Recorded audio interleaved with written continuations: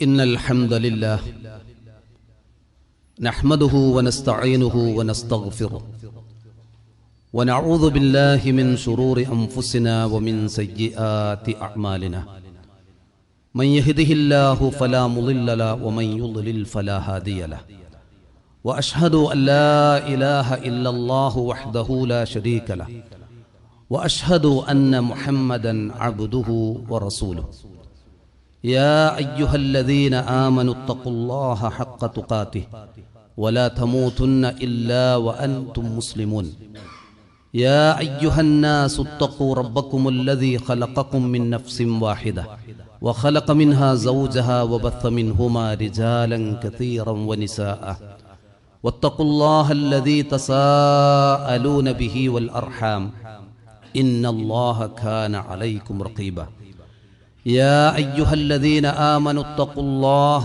وقولوا قولا سديدا يصلح لكم أعمالكم ويغفر لكم ذنوبكم ومن يطع الله ورسوله فقد فاز فوزا عظيما أما بعد فإن أصدق الحديث كتاب الله وأحسن الهدي هدي محمد صلى الله عليه وسلم وشر الأمور محدثاتها وكل محدثة بدعة وكل بدعة ضلالة وكل ضلالة في النار.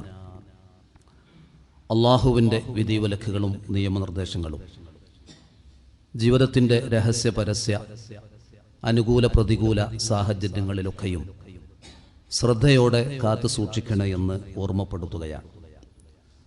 ഐഹിക ജീവിതത്തിൽ ഒട്ടേറെ ബാധ്യതകൾ നിർവഹിക്കാനുള്ളവരാണ് നാം.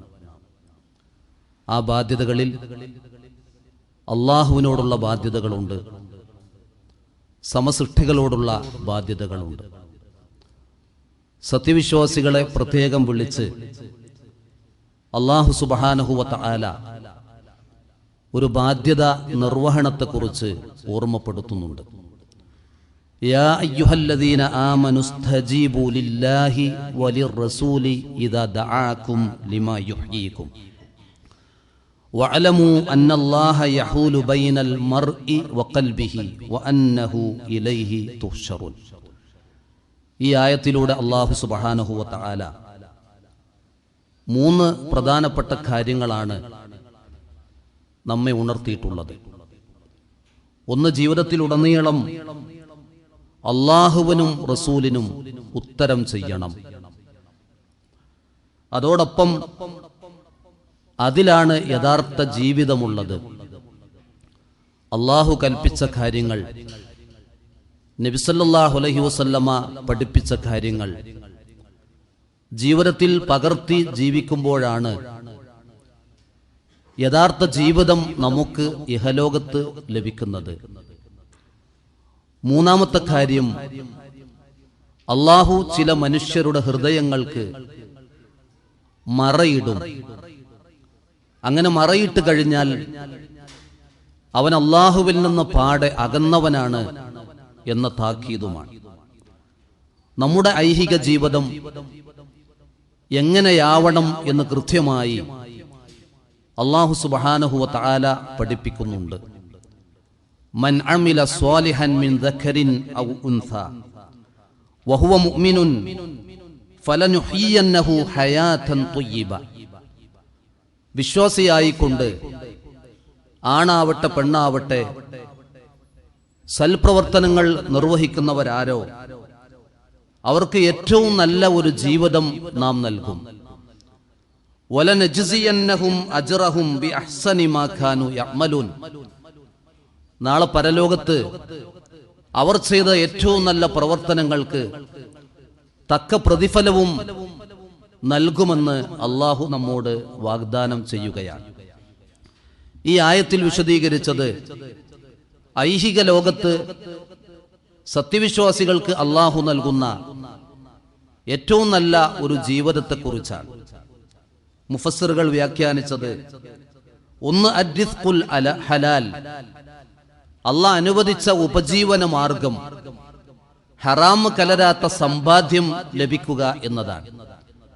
മറ്റൊന്ന് അൽ ഖനാഅത്തു, അല്ലാഹു തൃപ്തിപ്പെട്ട ജീവിതം നയിക്കുമ്പോൾ അതിലൂടെ ലഭിക്കുന്നത് ഒരു സമാധാനവും സംതൃപ്തിയുമാണ്. അലാ ബിദിക്രില്ലാഹി തത്മഇന്നുൽ ഖുലൂബ്.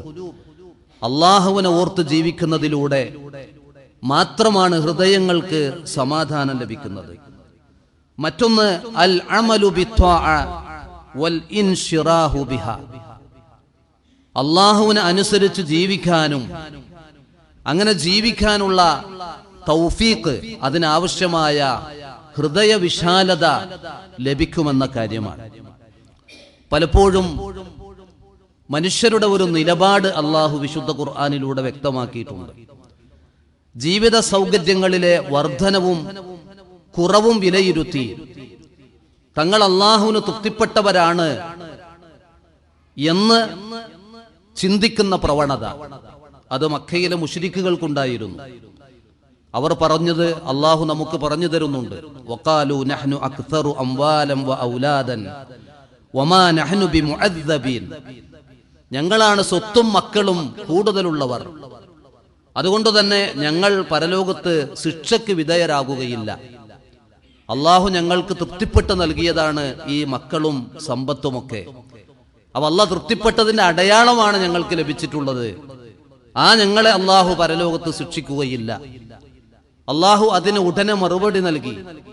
വമാ അംവാലുക്കും വലാ ഔലാദുക്കും ബില്ലത്തി തുഖദ്ദിബുക്കും ഇൻദനാ സുൽഫ.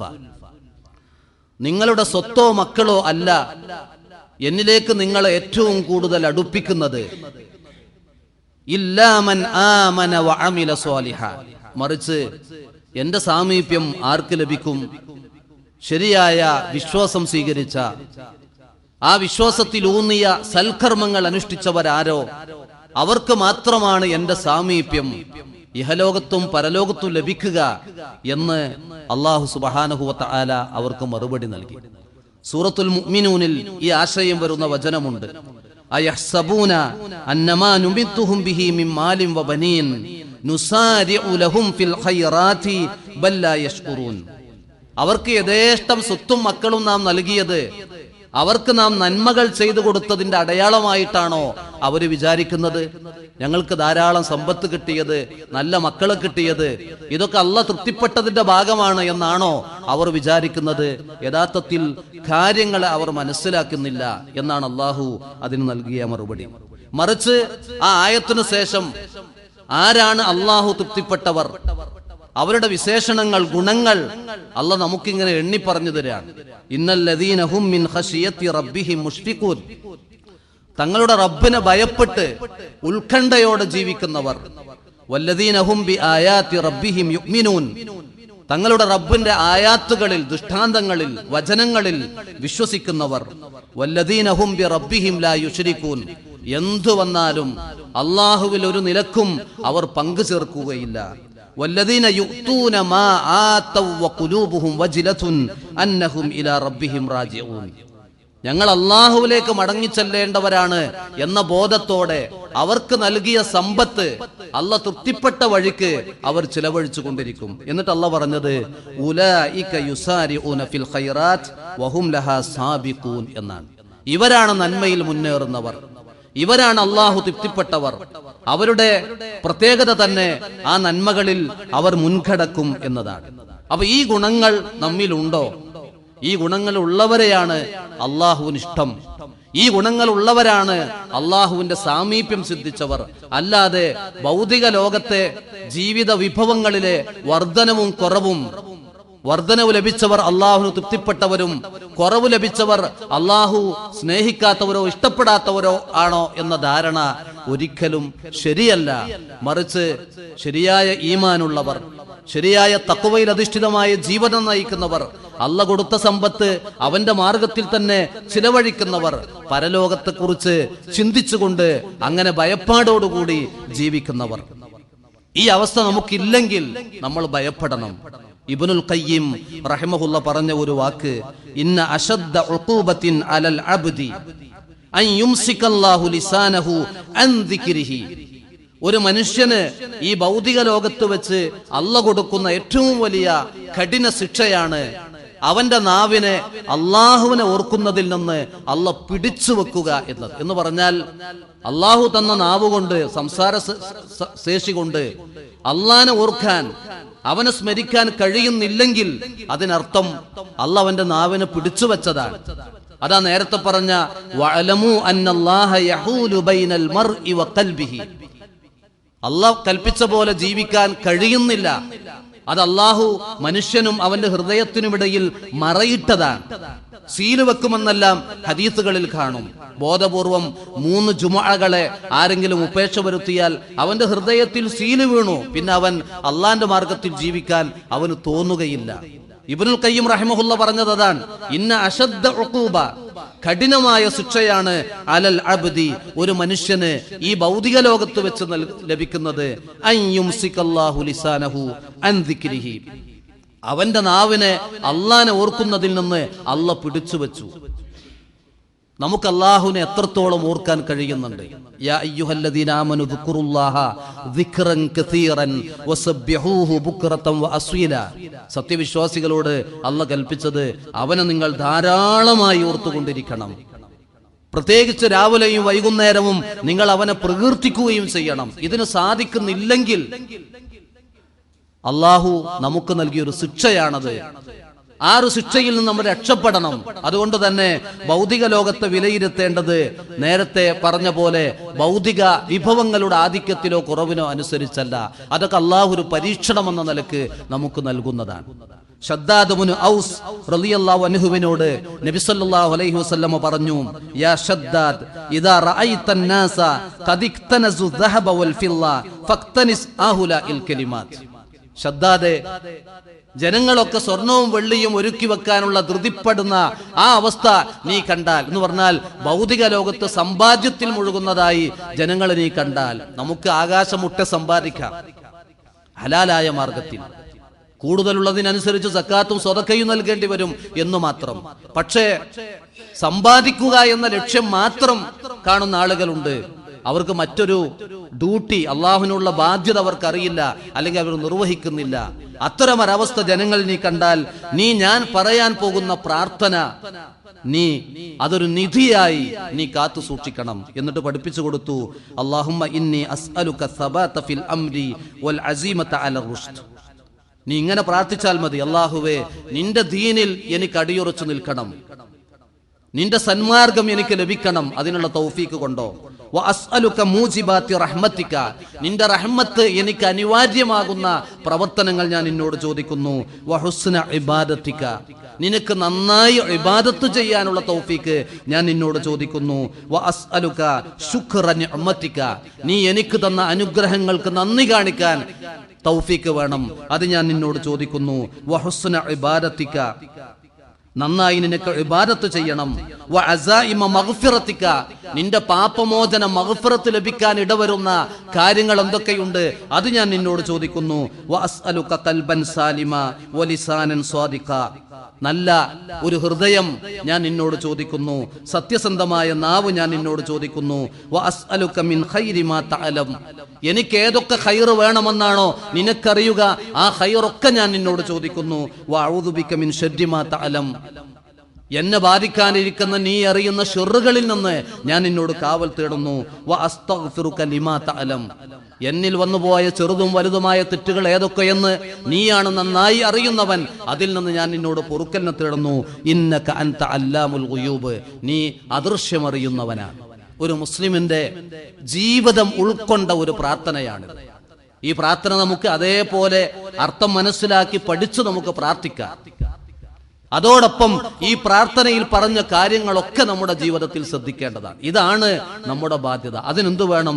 ഇസ്തജീബു ലില്ലാഹി വലിർറസൂൽ ഇദാ ദഅാകും, നിങ്ങൾക്ക് ജീവൻ നൽകുന്ന സന്ദേശത്തിലേക്കാണ് അള്ളാഹും റസൂലും വിളിക്കുന്നത്. ആ വിളിക്ക് നിങ്ങൾ ഉത്തരം ചെയ്യണം.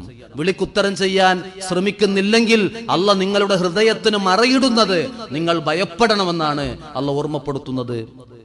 അഖൂലു മാ തസ്മഊൻ വഅസ്തഗ്ഫിറുല്ലാഹ ലി വലക്കും ഫസ്തഗ്ഫിറൂഹു ഇന്നഹു ഹുവൽ ഗഫൂറുർ റഹീം. അൽഹംദുലില്ലാഹി ഹംദൻ കസീറൻ ത്വയ്യിബൻ മുബാറകൻ ഫീഹി വസ്സലാത്തു വസ്സലാമു അലാ മൻ ലാ നബിയ്യ ബഅദ വഅലാ ആലിഹി വഅസ്ഹാബിഹി അജ്മഈൻ വബഅദ്. പലപ്പോഴും നമ്മുടെ ശ്രദ്ധക്കുറവ് കൊണ്ട് നമുക്കൊരുപാട് പ്രതിഫലങ്ങൾ നഷ്ടപ്പെടുന്നുണ്ട്. നമ്മുടെ സമയം നമ്മൾ ചെലവഴിക്കാത്തത് കൊണ്ട്, അല്ലെങ്കിൽ കാര്യങ്ങളെ യഥാവിധി മനസ്സിലാക്കാത്തത് കൊണ്ട്. അതിലൊന്ന് സൂചിപ്പിക്കുകയാണ്. നബി സല്ലല്ലാഹു അലൈഹി വസല്ലം പറഞ്ഞു, മുഅഖിബാതുൻ ലാ യഖീബു ഖായിലുഹുന്ന ഔ ഫാഇലുഹുന്ന ദുബുറ കുല്ലി സ്വലാത്തിൻ മക്തൂബ. എല്ലാ ഫർള് നമസ്കാര ശേഷവും ഇങ്ങനെ പറയുന്നവൻ അല്ലെങ്കിൽ ഇങ്ങനെ ചെയ്യുന്നവൻ ലാ യഖീബു, അവൻ ഒരിക്കലും പരാജയപ്പെടുകയില്ല. സലാസുൻ വസലാസൂന തസ്ബീഹ, 33 പ്രാവശ്യം സുബ്ഹാനല്ലാഹ്. വസലാസുൻ വസലാസൂന തഹ്മീദ, 33 പ്രാവശ്യം അൽഹംദുലില്ലാഹ്. വഅർബഉൻ വസലാസൂന തക്ബീറ, 34 പ്രാവശ്യം അല്ലാഹു അക്ബർ. ഫർള് നമസ്കാരങ്ങൾക്ക് ശേഷമുള്ള ദിക്റുകൾ, ഈ തസ്ബീഹുകൾ, തക്ബീറുകൾ, തഹ്മീദുകൾ 4 തരത്തിൽ വന്നിട്ടുണ്ട് എന്ന് പലപ്പോഴും നമ്മൾ മനസ്സിലാക്കിയതാണ്. സാധാരണ നമ്മൾ സുബ്ഹാനല്ലാഹ് അൽഹംദുലില്ലാഹ് അല്ലാഹു അക്ബർ 33, 100 തികക്കാൻ ലാ ഇലാഹ ഇല്ലല്ലാഹു വഹ്ദഹു ലാ ശരീക ലഹു. മറ്റൊരു രൂപമാണ് ഈ ഹദീസിലുള്ളത്.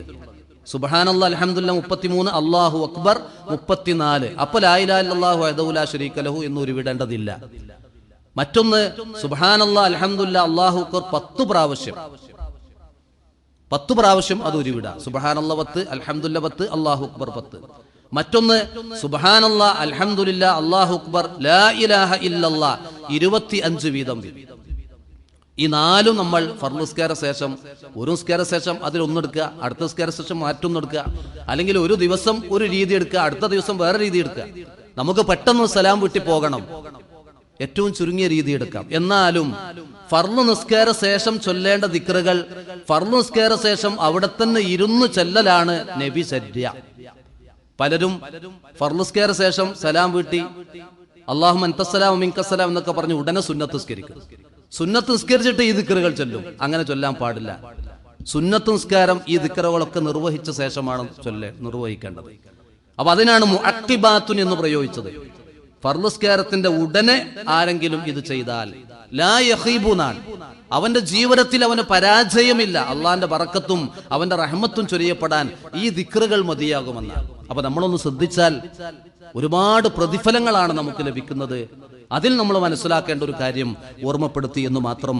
അള്ളാഹു തൃപ്തിപ്പെട്ട ജീവിതം നയിക്കാൻ സദാസമയവും നാം പരിശ്രമിക്കുക, അതിനായി പ്രാർത്ഥിക്കുക. അള്ളാഹു അതിന് തൗഫീഖ് നൽകി അനുഗ്രഹിക്കുമാറാവട്ടെ.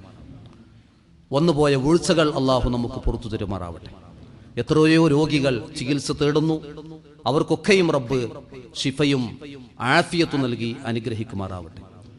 ജീവിച്ചിരിക്കുന്നവരും മരണപ്പെട്ടവരുമായ മാതാപിതാക്കളിൽ അള്ളാഹു അവന്റെ ഫضലും അവന്റെ മഗ്ഫിറത്തും റഹ്മത്തും നൽകി അനുഗ്രഹിക്കുമാറാവട്ടെ. മരണപ്പെട്ടുപോയവർക്ക് അള്ളാഹു മഗ്ഫിറത്തും റഹ്മത്തും നൽകി സഹായിക്കുമാറാവട്ടെ. അള്ളാഹു രോഗികളായി കടുത്ത വേദന അനുഭവിച്ചു കഴിയുന്ന രോഗികൾക്ക് പ്രത്യേകം ശിഫയും ആഫിയത്തും നൽകി അനുഗ്രഹിക്കുമാറാവട്ടെ. اللهم اغفر للمؤمنين والمؤمنات والمسلمين والمسلمات الأحياء منهم والأموات. اللهم أعنا على ذكرك وشكرك وحسن عبادتك. اللهم أعنا على ذكرك وشكرك وحسن عبادتك. اللهم أعنا على ذكرك وشكرك وحسن عبادتك. اللهم اشف مرضانا ومرضى المسلمين. اللهم اشف مرضانا وارحم موتانا يا أرحم الراحمين.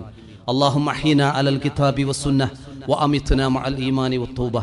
اللهم توفنا مسلمين وألحقنا بالصالحين. اللهم صل على محمد وعلى آل محمد والحمد لله رب العالمين. قوموا إلى صلاتكم.